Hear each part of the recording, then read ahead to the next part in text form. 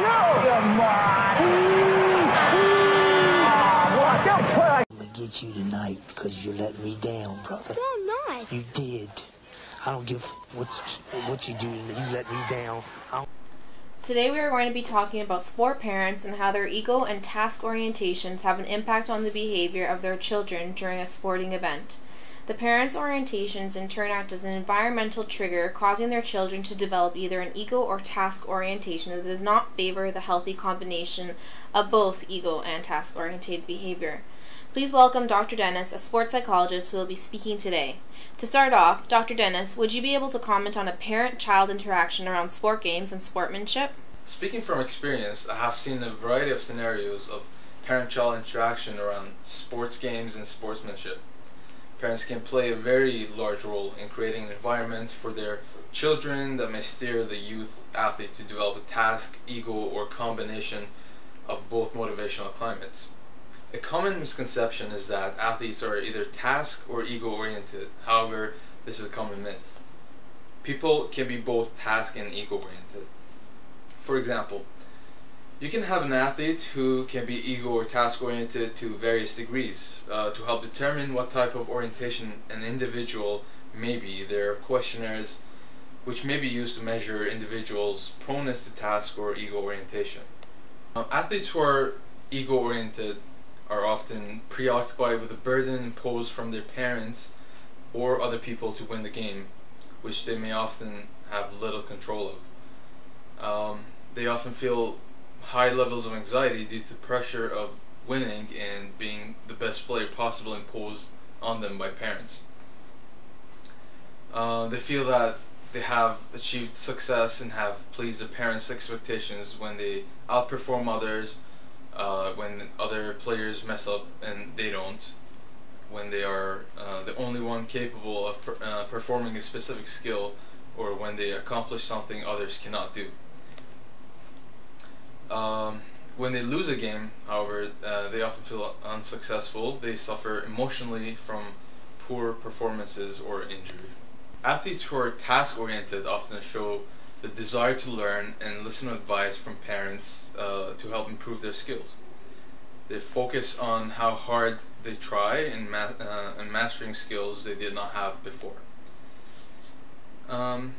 They feel most successful when they observe personal improvement and overcome difficulties. And when they are facing challenges, they embrace feedback. Since parents can have a large influence of development on children's mindset, it is important that parents learn to develop techniques that help form an environment that provides a balance of both task and ego orientation. Earlier that day, a few parents had a meeting with Dr. Dennis. Let's take a look back. So today we're here to talk about your orientation. No, sorry, I don't mean that type of orientation. A lot of ways you could help your kid on a psychology standpoint, and that's by helping, for example, children by setting goals that are not solely based on winning, but you should rather promote developing and improving skills. Also, enjoyment is a key factor that parents need to promote, and they should not set high expectations to make them feel underachieved. Should also emphasize and reward effort rather than results, and be a good role model by being positive and relaxed at competitions. Doctor, you mentioned that we shouldn't set goals too high for our kids. Is there anything else we shouldn't do? That's a very good question, and yes, absolutely. There are a lot of mistakes that parents make, and they do so by interfering with the coaching, for example, during practice or competitions. You shouldn't also compare your child's progress with that of other children, and never ever badger, harass, use sarcasm, threaten, or use fear to motivate your child. Okay.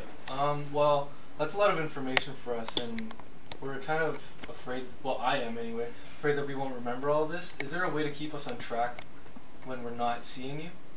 Well, I was expecting that question actually, and I'm glad you asked because there's an online resource that you could refer to at any time, and it's called the Responsible Sports Parenting Quiz. And upon completion, you actually get a certificate. And I have actually a copy of this here prepared for you. Here we go. Take a look and give it a shot. Yeah, Doctor, we found a lot of success with this book. That's great. We applied a lot of the things that you mentioned last time. And that responsible parent questionnaire, we found a lot of success in that. Like, our kid is doing a lot better. So I'd love to hear that. What do you guys see? Like, did you see any improvement in your... Well, first of all, Paul seems to be having so much fun out there. He's always happy now. He's more enthusiastic about playing, and it's great.